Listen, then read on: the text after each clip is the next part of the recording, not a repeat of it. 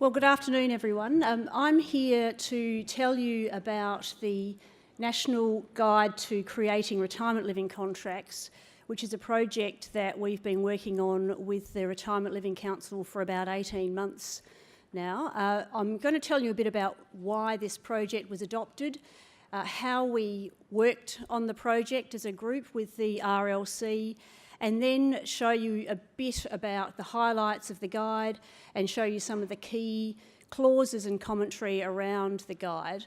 There are copies of the guide at the back of the room, so if you'd like to take one with you on the way out, feel free. I think they'll also be available on the website of the RLC after today, so I encourage you all to have a look at it after today's session.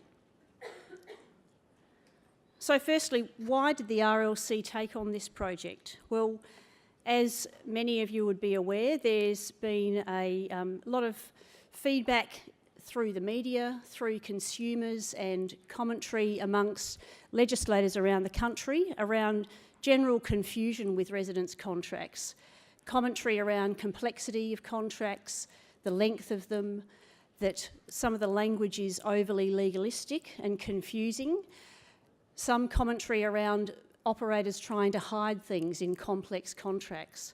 So the RLC decided that it really wanted to try and tackle this and take a positive step towards setting out what it thinks are important principles and layout of contracts, terminology, clauses for operators in terms of developing their own residence contracts.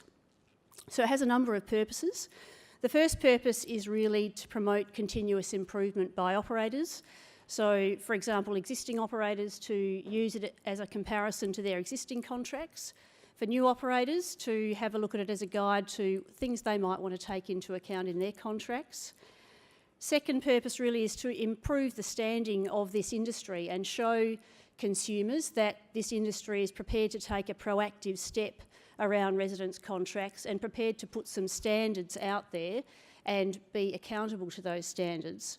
And finally, as an advocacy tool, those of you in states with prescribed form of contracts will know that it's very difficult to go to legislators about what a good contract should look like if there isn't one that you can give them as samples.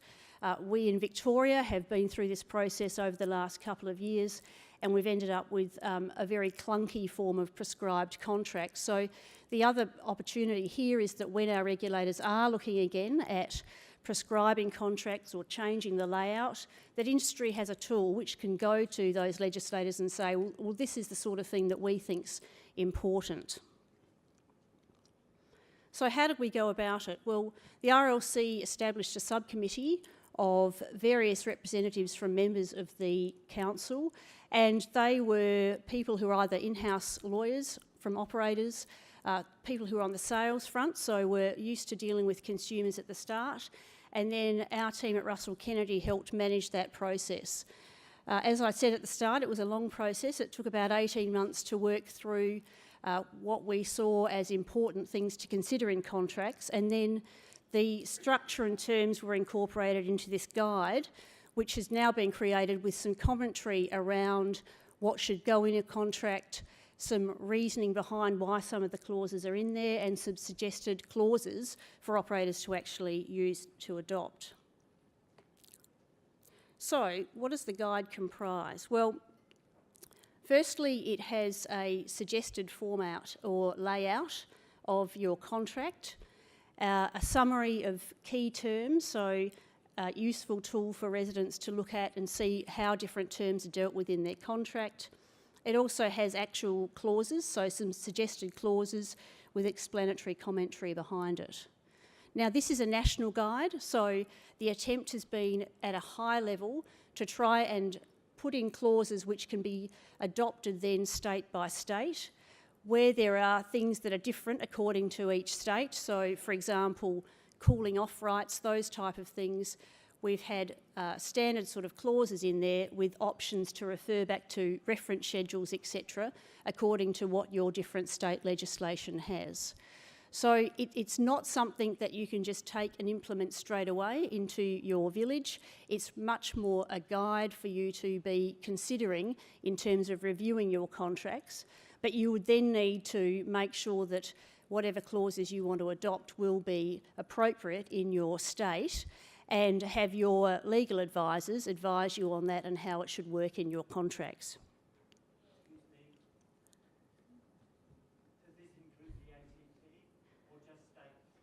Sorry, I should have said states and territories, my apologies. Yes, so that's the guide. So in terms of firstly the layout, I don't know if you can see that wording up there, but the way we've suggested is that at the start of the guide there is an explanation about what it's all about. So it's about the residents' rights and obligations when they're living in the village. Importantly, that there's a recommendation that the resident seeks legal advice and financial advice and any other advice or assistance from representatives that the resident needs before they decide to sign up to the contract. It has a cooling off notice on the front of the contract with some fairly standard terminology, but then again referring back to whatever your state's requirements are in terms of the timing for that cooling off period.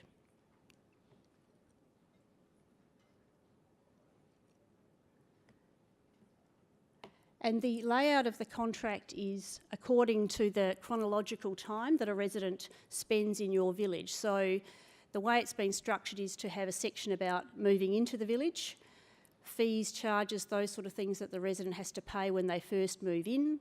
Then sections dealing with the resident's time living at the village. Then the resident's time leaving the village, the rights and obligations there, and then additional sections for operators to include their own additional clauses in addition to those that are suggested in the guide. It has a short summary of key terms at the front, just to show you what that looks like. So that is intended to be used as a useful reference guide for residents so that they can see which section is dealing with, for example, the fees that they pay when they enter the village, sections that are dealing with their rights and obligations in relation to living in the village, maintenance and repair, those type of things. So that's suggested to be right at the start of the document. A reference schedule, which I think every contract has anyway, so a sample reference schedule, and then moving on to the first section, which is about moving into the village. So under this is your clauses around security of tenure, so making it clear what rights the resident has to live in your village, whether it's a lease village, licensed village, strata title. The clauses that we've used in this document are based around a loan lease type of village, given that that's the type used in the majority of villages. Then, as I said, a section which sets out the fees that the resident pays when they move in.